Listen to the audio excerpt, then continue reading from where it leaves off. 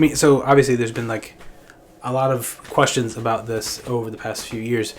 But a lot of people are curious, like, wait, so what does the church teach about cremation and why? So just really briefly, the Catholic Church's position on managing and maintaining the human remains following their death has everything to do with the respect that we owe to an image bearer, someone who's made in the image and likeness of God. Every person, no matter who they are, what they've done, where they've come from, that person is an heir of a dignity, being a person, someone who's made in the image and likeness of God. And so that's an important principle for us to maintain and think about when we're talking about any of these things. And recently I saw a discussion online where someone was asking, like, man, why does the church say we can't scatter our ashes? And what's up with that? That's a really fair question.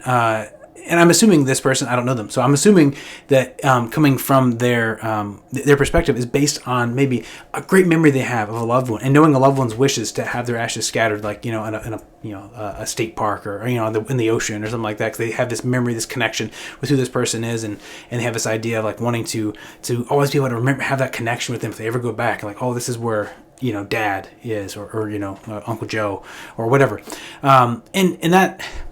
I want to validate that desire to have a connection, to deepen the connection with a loved one who has passed. But the alternative could also be true, that it is tied to this person's desire that their loved ones would have a place they could have joyful. I already have a joyful memory of them being, and so like their kids, grandkids, whatever, could come and see them in a sense and be near them in a place that is a great memory for them.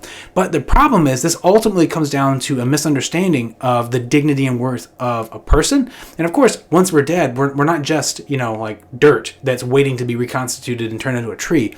That is a very secular understanding of the human body, but a body is it's not just like a husk that we push around and do things with. Like it puts nutrients into it, and I have to like feed it and let it sleep and stuff. It's not this thing that I inhabit. It is who I am. So the body is who the person is. It's not just what the person is, right? So we're not only physical, but a person's body is very much intrinsic to who that person is, and so we want to treat that body with dignity. So just having someone who's cremated and then scattering those ashes, I mean, very much like the contents of an ashtray that we're dumping out, is a gross tragedy for an understanding of a Catholic worldview, and it definitely shouldn't be done lightly. And so this is the reason that the Catholic Church has the position that it has on allowing cremation for the obvious financial reasons that, it's incredibly expensive. And there's a lot of difficulties that families face, and all of the end-of-life care, and then all the things that go along with dealing with a loved one who has died, and paying for, burial and all these sorts of things. It gets very, very expensive. And so that is a reality. So the church in wisdom and charity and grace encourages families to be as prudential as they can with these things. But of course, corporal remains, full intact bodies in a casket, they are much harder to disrespect there's